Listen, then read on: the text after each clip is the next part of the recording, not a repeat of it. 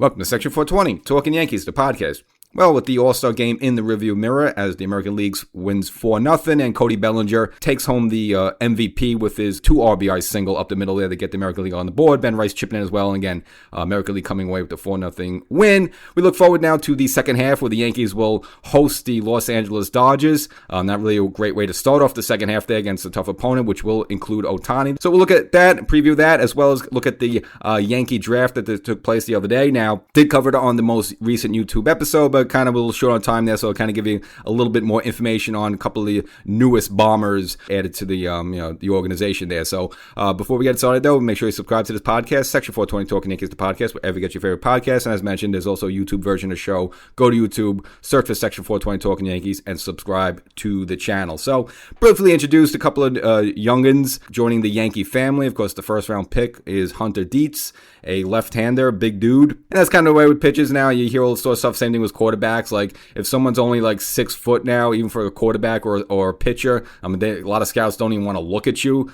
The whole thing now is about, tall, and they figure maybe the taller the person is, the more, arm angle and torque they get on the ball. It's just the way baseball is now. And look at this, someone like Cam Schlittler or Skeens, perfect examples of that. That's just the type of guys they groom right now. Kind of the old days of someone short and stubby like a Greg Maddux, just, throwing 82 miles per hour and just having spin on the ball and cutting the corners there. Those days seem to be over. It's all about, being tall and be able to, throw near triple digits. That's the way it is now. And this guy, Hunter Dietz, seems to fit that mold there. So I mentioned before, he's 6'6", 235 pounds, left-hander, 21 years old, from the University of Arkansas. Now, overall, he slipped to number 35. He's the Yankees' first pick, but overall, he slipped to number 35. Reason being, it looks like his first couple of years at the University of Arkansas, he only threw 1 2/3 inning there, so probably was dealing with some injury. But his latest season seemed to be quite impressive. Threw a total of 85 2/3 innings. In those 85 2/3 innings,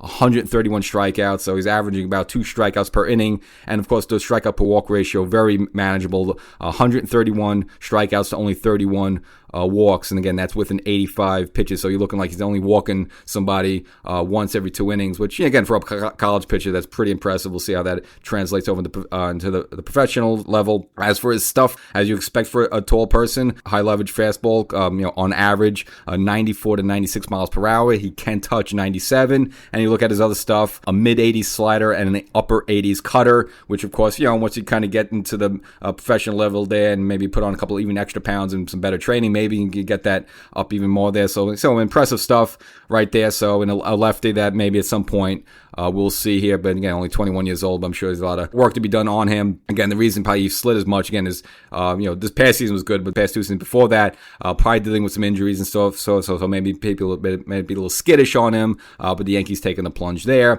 And of course, the second one, the pick that was getting pretty much all the attention was Luke Pettit. Of course, the son of Andy Pettit, who was with the Yankees for 15 seasons and part of the core 4, and obviously needs no other introduction from that.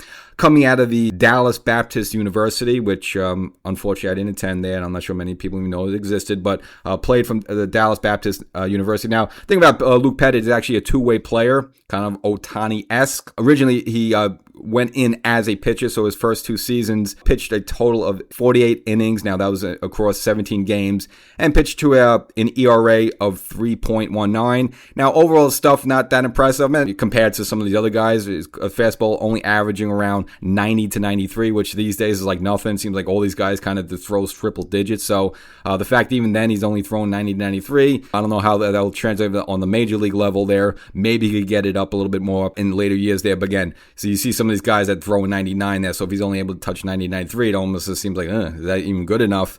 But nevertheless, now in his sophomore year, he actually needed Tommy John surgery. So you had actually put his pitching on hold for a while. But as I mentioned before, he's a two-way player, a DH in his junior year, had a good slash line, a 337 batting average, 16 home runs, and 48 RBIs. So a pitcher versus hitter, he actually seems to be more impressive as a hitter than he does a pitcher there. So Maybe in the long run he ends up being a hitter versus a pitcher. Now, the Yankees mentioned that they're going to let him pursue both there, so he's still going to maintain a two-way player, and both Hunter Dietz and Pettit will report to the player training facility. They didn't really confirm yay and nay if they're actually going to be, obviously you got a couple months left of minor league baseball, if they're going to be able to participate in any of those games yet. They didn't really confirm that yet, but they are going to be at the player complex down in Florida. They're working on stuff, but maybe at some point they will be maybe in single A or double A, or not double A, but probably single A baseball or lower A baseball, whatever it is.